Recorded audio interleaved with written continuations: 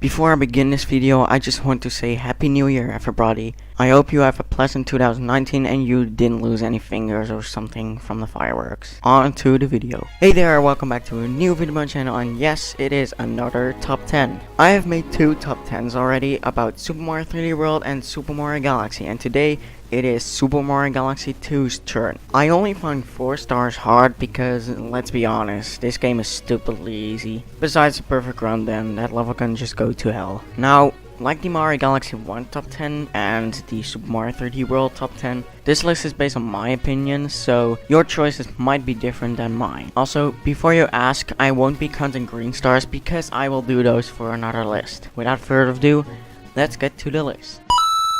I have played through both Super Mario Galaxy 1 and 2 about 8 times in total. Super Mario Galaxy 1 has the best galaxies like Battle Rock Galaxy or Toy Time Galaxy, while Super Mario Galaxy 2 tries to be full of entertaining and fun to complete galaxies. About half of them I just don't really like, simply because it's just too easy, or the level design is just not good or not well executed. Take the Flipsville Galaxy for example. This galaxy is all about switching gravity by ground pounding those grates, but this concept is worked out in almost every galaxy in the past, like in Right Side Down Galaxy. Chomp Wars Galaxy tries to be a good galaxy, but every time I finish it, I'm just glad it's over. This galaxy is all about chomps, and every mission in this galaxy is just about avoiding them or guiding them to one of these holes which breaks them, like in the first mission. The last planet in the first mission is kind of cool, but I just don't think this planet should have been used in 2 missions. The last one being the mission named Cosmic Clones in the Chomp Works. This level isn't that hard, but I mean, I had to put some level at number 10, and this was the best choice I had. A lot of people don't say this mission is difficult at all. I kind of agree, but also a tiny bit not. Even though I had a little bit of trouble playing through this mission in my first playthrough, now I can just complete it with ease. The only things which make this level a little bit more difficult are the Cosmic Clones, hence the name Cosmic Clones in Chomp Works. They aren't that hard to avoid, but there are some platforms which aren't that thick, so it makes it harder to not get hit by the clones. The goal of this mission is to guide the golden chomp to the hole at the beginning of the planet and let it spawn the power star. Wow, what a challenge. The cosmic comets in this game are all really easy. Yes, even the one in Flip Out Galaxy. And this is also the good time to say that this is the only Cosmic Comet mission on this list, because I didn't have much trouble playing through all of them. Let's just go to number 9, okay?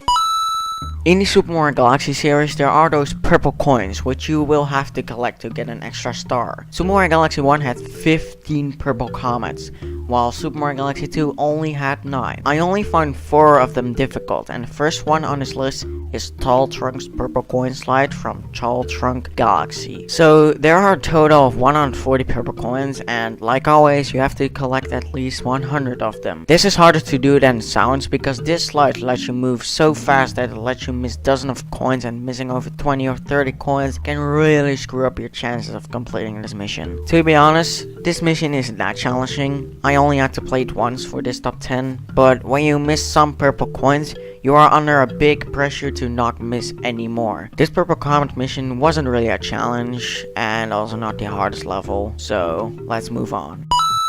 You know how I said this game had a lot of galaxies which aren't entertaining or well designed? Well, while Slips and Galaxy can be fun sometimes, it just doesn't deserve an entire galaxy for these 3 missions, mainly because they are all very short. If I were Nintendo, I'd put the first and second mission into one mission and make it an unlockable galaxy like Flip Swap Galaxy. In this galaxy you fight a weird squid / lizard guy named Squizzard twice, and at number 8 I put the Daredevil run of him. This guy is one of the hardest bosses in the game. There are so many things going on in the battle against him that it just makes it hard. Well, kind of hard, I guess. In the first and second phase, it isn't really that bad yet. He just throws a few normal and spiky balls here and there, and you have to throw fireballs in his mouth 5 times so that he takes damage, and you go to the next phase. But the third phase is very troublesome. He summons cannons which literally launch the spike balls for him, just so that he can throw huge ass bombs to you in the hope to hit you with them. Now, I only had to try twice to beat this guy for this top 10, but it still can be a bit troublesome, especially at the last phase. Anyway, moving on to number 7.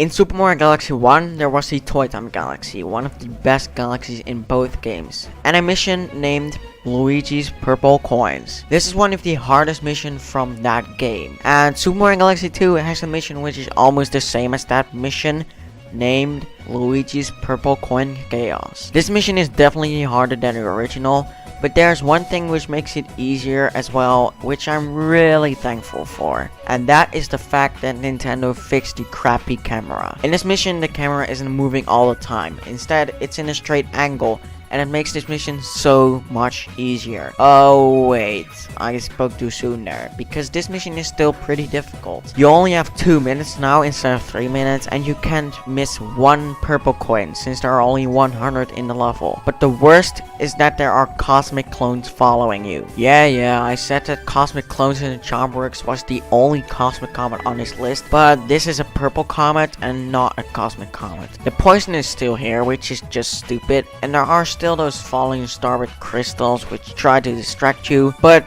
they ain't distracting me, my friend. There also is this billboard which says, use the D-pad to look around, and I wouldn't listen to him. I have one tip for you. Play as Mario. Luigi has a lack of traction, and that can screw up your progress a lot in this level. So this level isn't that hard, but you do have to watch out for the cosmic clones and the poison, so that's that. And here we have another Daredevil run, located in Bowser Jr.'s fearsome fleet. This mission can be a pain to do sometimes. Mega Hammer is probably the toughest robot in the Mario Galaxy series, and defeating him can be quite a hassle. As long as you don't get distracted by the earthquakes when he slams the ground with his giant hammers of death, you will be pretty okay. He also spawns an electric ring sometimes, but avoiding that isn't that hard. Just jump over it and flutter with Yoshi if you're not gonna make it. Once in a while, he also summons a Bonsai Bill, but again, it isn't hard to avoid because it just goes in a straight line. In my first playthrough of this game, I had quite some trouble because I accidentally ran myself into a bullet bill or an electric ring, but nowadays I don't have much trouble anymore. I guess I became a pro at this game. Not that much actually. I only had to try 3 times for this top 10, and that certainly is less than in the past. I don't have much to say about this anymore, so next. Can I ask you a question? Did you feel pleasant and have fun when playing Starshine Beach Galaxy? I did not in any case. This place is just really boring, and like in Charmworks Galaxy, I just don't look back to it when I completed it. Especially when I completed Purple Coin Beach Dash. This purple comet is the shortest in both games, and man, you have to have precise movement if you want to complete it. You can only miss 40 coins, and while that may be much, I mostly find myself to miss a lot of coins because some coins when placed in a sharp turn, and playing with the nunchuck can be a bit painful sometimes. But if we had to use motion controls, it would have been even worse because doing sharp turns is pretty much impossible with those controls. While this is not the hardest purple comet in the game, it still is pretty difficult because of all the reasons I just mentioned. Why don't you have like 40 seconds instead of 35? Getting onto Yoshi already takes about 5 seconds, and time is really important here. Also, when you miss one of the dash peppers when going at full speed, you might as well start over because you're not gonna make it with only 1 dash pepper. This purple coin mission is probably the most stressful in the game, but not the hardest. And welcome back to the Daredevil runs. Seriously, why are there so many of these, Nintendo? Do you have an obsession with them or something? Anyway, Boomsday Machine Daredevil run is the hardest Daredevil run when fighting a boss. And you wanna know why? Because of the freaking boss. Now, the first phase isn't really that hard, but it is challenging and it can already cause trouble sometimes. But let's talk about the level itself a bit. Most of the mission is the same as in the first mission, except for this planet with all the rotating platforms. Instead, you got a harder planet with poison everywhere, and the platform which spins forth and back all the freaking time. You also get the tension music playing, which tries to make you more stressed, but honestly, it doesn't really do its job that well. It just doesn't sound that tense for my opinion. And then the boss. Boy, this boss is one of the hardest bosses in the game for my opinion. There's so much stuff going on that it's hard to not accidentally jump or run into an electric ball. The second phase is really hard because he's 5 million feet high up in the air, and getting to the glass cage to break it takes forever. Luckily, you only have to grab onto the cage once in the second phase, otherwise it would be much harder. So yeah, Definitely a hard level, but not the hardest.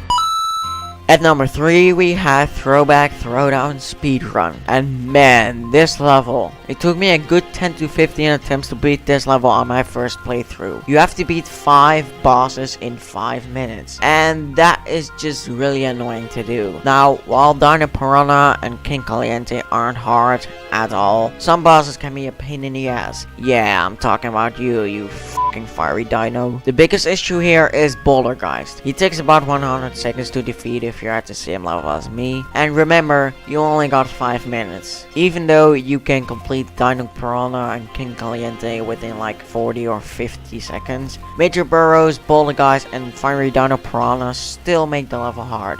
Okay, Major Burrows isn't that hard, but when you miss a shot to smack his butt, you might as well start over because you really need at least 2 to 3 minutes to defeat Bouldergeist and Fiery Dino Piranha. Now, I have a good strategy for Fiery Dino Piranha. Just keep running directly next to his tail, and when his ball is not on fire, smack it and repeat the process as quick as you can. This way, I can still get the star without too much pain. Anyway, on to number 2. You know how I said Purple Coin Beach Dash was hard? Well, throw that out of the window because here we have the Rolling Coaster Galaxy with purple coins on the Rainbow Road. This level literally took me over 20 tries to beat, and I even rage quitted once because I just couldn't beat it. You have to collect 100 purple coins while on this fucking ball, and while that wasn't already hard enough, you can only miss 10 purple coins. There is so much pressure on me that I start shaking my hands like some sort of vibration plate thingy. Now, you can slow the ball to have more accuracy and bullshit, but this level is just stupidly ridiculously hard. The level starts easy enough where there are no slopes, but damn, the rest of the level is just one big cluster. And no, I don't mean Cosmic Cannon Cluster, that's a whole other thing. But wait, what is so hard about this star? I mean, you can slow down the ball to collect all the purple coins you see. That can't be that hard. Okay, never mind. Yeah, you only got 2 minutes to collect 100 purple coins, and that puts even more pressure on me. I know that Purple Coin Beach Dash only gave you 35 seconds, but at least that mission had 40 purple coins to miss and not 10. Anyway, we got 9 stars now. What would number 1 be? Let's find out. And the hardest star in Super Mario Galaxy 2 is the Perfect Run, obviously. I mean, it's so obvious that this level is the hardest one in the game that I just can't explain why. Let's just go over all the bullcrap in this level, okay? First up, you have this section where you have to grab all those flower things with Yoshi and get to the launch star. Then you have a small area with 21 flip switches and 4 sentry beams. After that, you go to this cloud maze, kind of similar to the electric labyrinth in Mario Galaxy 1. Then you take the launcher to a section with all those shrinking tiles and flip-swap panels, 1,000 sentry beams and octopi. Then you have a section with pulsars and again electric fences. And finally, you have an area with 1,000,000 Hammer Bros and Boomerang Bros. And when you kill the 3 Boomerang Bros, you are finally done. Jeez, this level is the hardest level in any Mario game ever that I've played. It's kind of like the Lava Spire Daredevil run from Mario Galaxy 1, but 2,000 times harder. I've beaten this level in 4 times for this top 10, and I'm going to upload the raw footage of me playing this level, and you can see the link to it in the description, so make sure to check it out. So, what do you think the hardest star in wait, I don't even have to ask. Anyway, thank you for watching, and I hope to see you later. Goodbye.